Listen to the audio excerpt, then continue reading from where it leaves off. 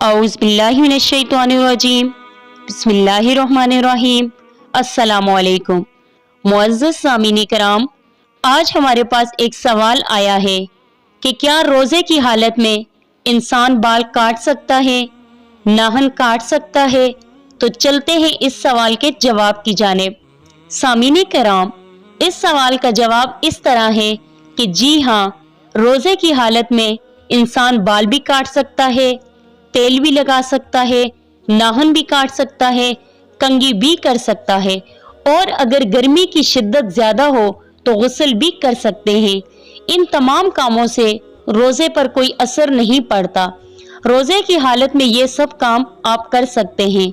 रोजे की हालत में पूरी कोशिश करें कि गुनाहों से अपने आप को महफूज रखें। सारा रमजान अल्लाह रब्बुल इज़्ज़त की इबादत में गुजारें।